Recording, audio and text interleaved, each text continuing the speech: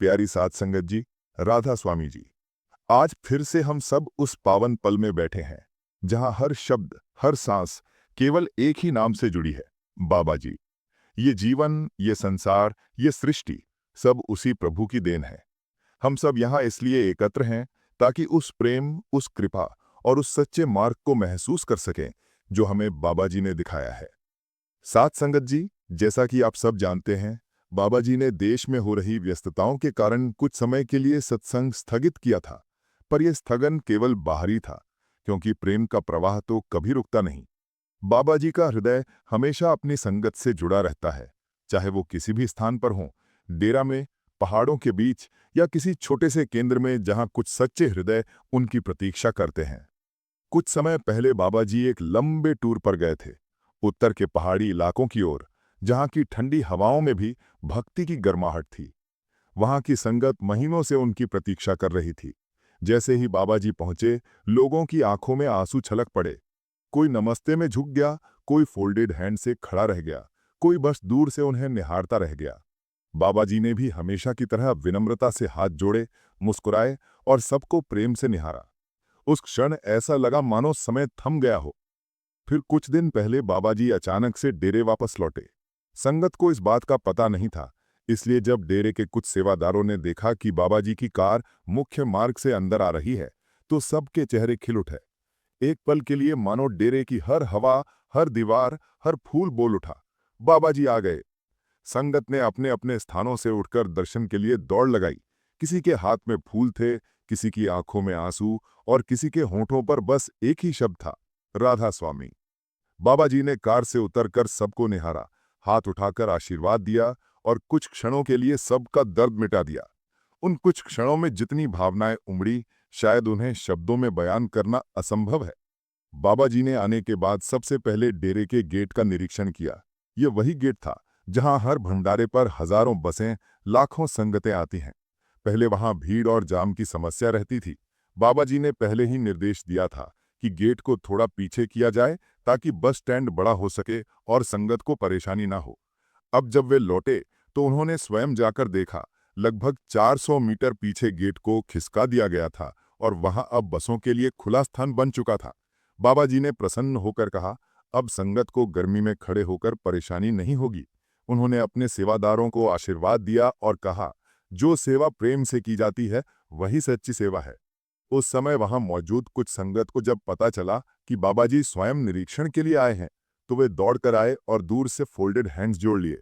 बाबा जी ने सबको देखा, मुस्कुराए और कहा, आप सबका प्रेम ही मुझे खींच लाता है। इतने सरल शब्द, पर उनमें इतनी गहराई थी कि कई लोग रो पड़े। बाबा जी ने सबको शांत स्वर में समझाया, सेवा करते समय थकान मत महसूस करो, क्योंकि हर श्रम का फल आत्मिक रूप में मिलता है।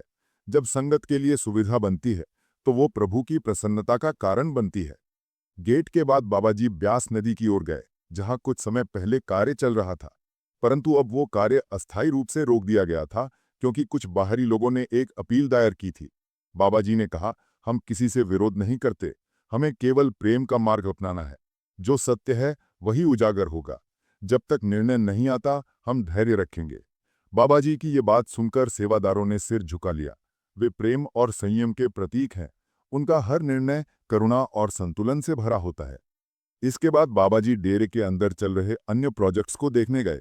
हर जगह उन्होंने सूक्ष्म दृष्टि से काम देखा। कहीं निर्माण कार्य चल रहा था, कहीं सफाई अभियान, कहीं हरियाली बढ़ाने का प्रयास। उन्होंने कहा, डेरा केवल इमारतों का समूह नहीं, ये आत्माओं का घर है। यहाँ की हर दीवार, हर पेड़, हर कण प्रेम की शिक्षा देता है। ये सुनकर वहां मौजूद हर शख्स के मन में एक ही भावना आई, सेवा का अर्थ सिर्फ काम नहीं बल्कि समर्पण है। उस दिन शाम को जब बाबा जी सत्संग भवन पहुंचे, तो वहां पहले से बैठी कुछ संगतें उन्हें देखकर उठ खड़ी हुईं। उन्होंने फोल्डेड हैंड्स जोड़े और बस देखते रह गए। बाबा जी मंच पर नहीं गए, बस वहीं खड़े होकर सबको देखा और कहा, मैं हमेशा यही हूं, केवल शरीर की दूरी होती है, प्रेम की नहीं। ये सुनकर वातावरण भाव विभोर हो उठा। किसी के चेहरे पर मुस्कान थी तो किसी की आंखें नम थीं। अब बात करते हैं उस दिन की जब बाबा जी के आने की खबर फैल गई थी। बहुत सी संगत जो पहले से डेरे में रुकी हुई थी, उन्हें जब ये पता चला कि बाबा जी यहाँ हैं, तो वे सभी दर्शन के लिए उमड़ पड़ी। किसी ने कहा, हम तो सोचे थे कि बाबा जी महीनों बाद आएंगे, पर देखो वो हमें देखने खुद चले आए। ये सुनकर आसपास बैठे सभी भाव विभोर हो गए। दरअसल 25 तारीख को जब कुछ संगत ये सोचकर डेरे पहुंची थी कि शायद सत्संग होगा, तब बाबा जी बाहर थे। लेकिन उन्होंने अपने मन में ठान लिया था कि वो अपनी संगत को बिना दर्शन के नहीं छोड़ेंगे। इसलिए उन्होंने अपने टूर के बीच में 2 दिन का समय निकाला, केवल इसलिए कि वो अपनी प्यारी संगत को देख सकें। जब बाबा जी लौटे और पंडाल में गए, तो उन्होंने देखा कि बहुत सारी संगतें अब भी वहीं बैठी हैं। उन्होंने मुस्कुराते हुए कहा, देखो प्रेम कभी रुकता नहीं। ये वही प्रेम है जो आत्मा को प्रभु तक पहुंचाता है।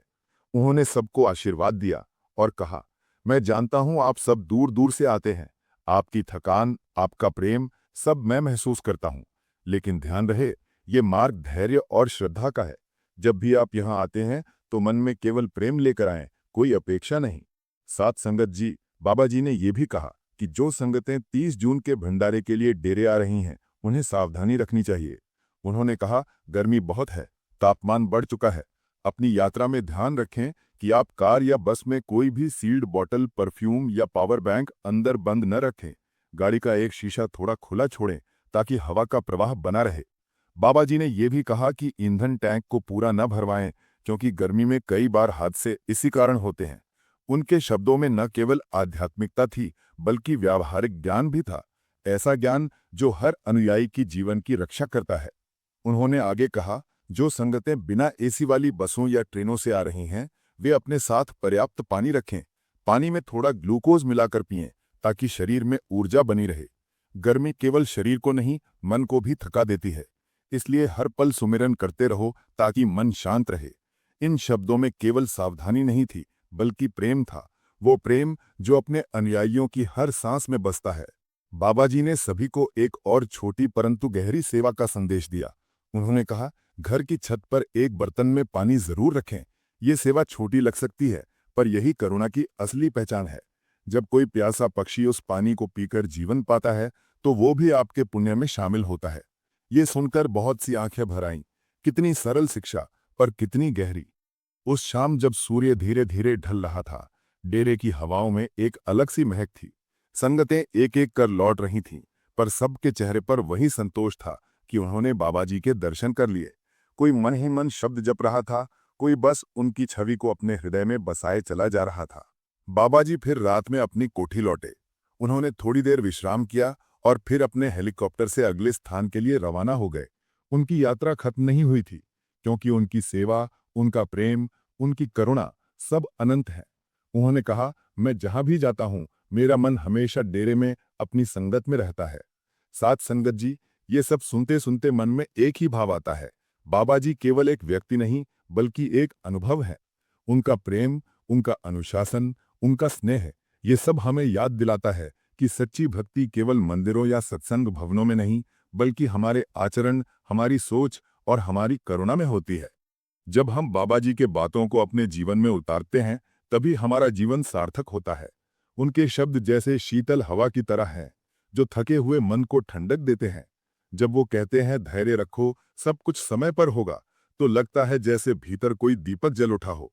प्रिय साथ संगत जी, याद रखिए, बाबा जी की उपस्थिति केवल डेरे तक सीमित नहीं, वो हर उस दिल में बसते हैं जो सच्चे प्रेम से राधा स्वामी कहता है।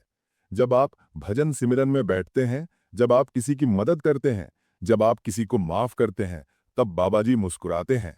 वो बाहर नहीं, भीतर हैं, आपके हर अच्छे कर्म में, हर नेक विचार में। तो आओ, आज से हम सब ये संकल्प लें कि हम केवल दर्शन करने नहीं, बल्कि उनके संदेश को जीने आए हैं। हर दिन कुछ पल सुमिरन के लिए निकालें, हर दिन एक छोटा सा भला कार्य करें, और हर रात सोने से पहले मन ही मन कहें, धन्य है बाबा जी, जिन्होंने हमें ये जीवन दिया, ये अवसर दिया। और जब कभी मन डगमगाए, तो बस एक पल ठहरकर राधा स्वामी कहिए। यही शब्द हमें फिर से जोड़ देगा, प्रेम से, भक्ति से और उस अनंत शांति से जो केवल सद्गुरु के चरणों में मिलती है। राधा स्वामी जी।